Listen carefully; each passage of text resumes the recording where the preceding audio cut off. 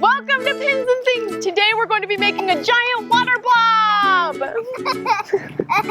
I have the most important thing first. This is the plastic that's going to be used for the water blob. It has to be this. So this is 3.5 mil in the thickness and it's 10 foot by 25. This is like the least thick one that you can get. If it's anything smaller than this, it will rip or tear or pop. Also, I will only be using one of these and it was about $19. So this is about $10 a roll. It's 10 by 25 feet. We're gonna take the long piece, the 25-foot piece, and fold it over itself to make one big square where one side is folded and then the other three are still open. Parachute! Parachute!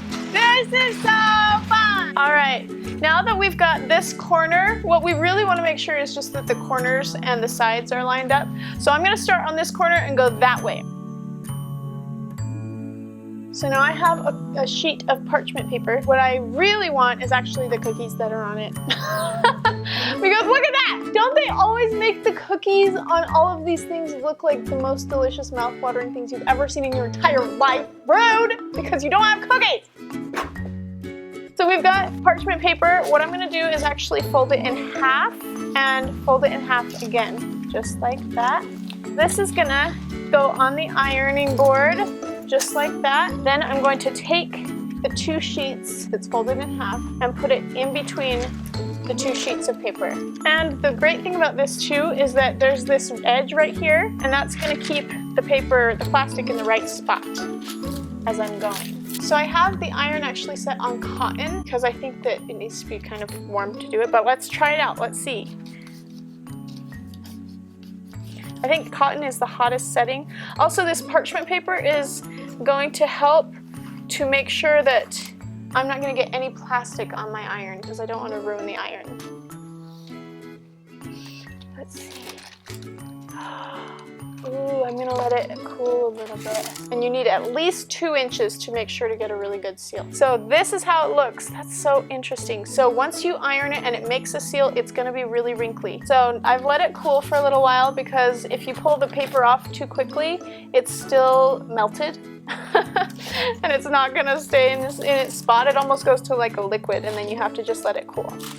It stays hot for a few minutes. So it's all cool now. If I were to try and pull it open, it would probably, this is a very good seal, and you probably don't even need this 4-inch. You probably only need about 2 inches done. But it's such a good seal right now that if I were to try and pull it apart, it would probably rip right here and not anywhere in here, because this is like one piece of plastic now. Now that that part is done, you can move the plastic, which is probably easier. I'm gonna move the plastic and shift the parchment paper down onto the next section and then do the next section, and we're going to do that all the way around the whole edge, except we're going to leave probably about 5 or 6 inches left so that we can use the hose to fill it up.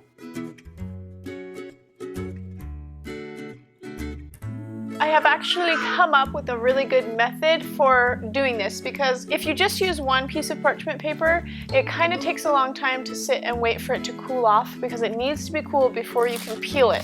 This one's cool now, but what I've decided to do that makes it go faster, I've got 2 pieces of parchment paper going at the same time. Basically, I'm just leapfrogging it. So once this one is done, I'm going to take this one off and do up here while this one goes back to this one, and just kind of doing and the only thing that could go wrong with this, if I don't straighten this out as I'm going along, then it could make a little gather. It could kind of pinch it, make a gather there, and I don't want that. So that's the only thing, but it would still work just fine. All right, I am finished. I ironed the edges all the way up to like 4 inches here. So now we're gonna add some food coloring and fill it up with water. I'm gonna use teal because I think teal would make it look really oceany bluey.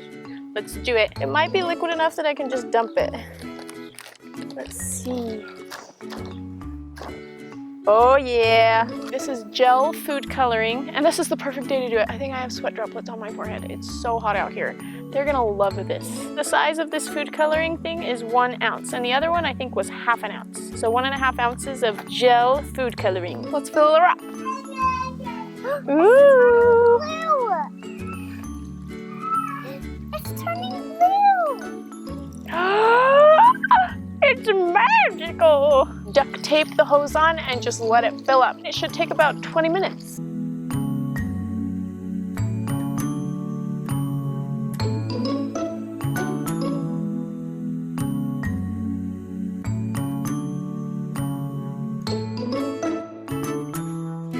All right, the water blob is ready. It's all the way full. We've already had a leak, and you just take some duct tape and dry it off first and put the duct tape on, and it fixed it just like that. So that's exactly what we're gonna do to make sure that the ceiling, once we filled up the whole thing, is sealed. I already made sure to dry it off with a towel.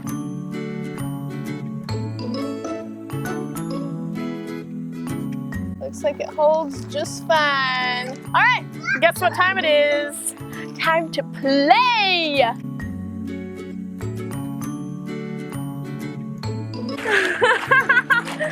Oh my goodness, amazing. How does that feel? Should I lay on it too? It's cold, but it feels so good. Today's been so hot. So I hope you guys liked this video. There are a couple tips that I really want to share. One is if there's any holes, just tape them up with duct tape. Make sure it's dry before you tape it. Another is make sure that it's on a level surface. Otherwise, all of the water will pool to this corner. This is the lowest part, you can tell. But it's still awesome and so much fun. Make sure to subscribe if you like this video. Also, you can follow me on Facebook, Twitter, and Instagram. If you click over here, you can watch more of these cute boys and more of my family on the beach house. And if you click over here, you can watch more summer fun ideas on my channel. We have new videos every Tuesday and Saturday. We're gonna see you guys next time. It's so cold. Oh, but it feels really nice. It's pretty much a giant water bed.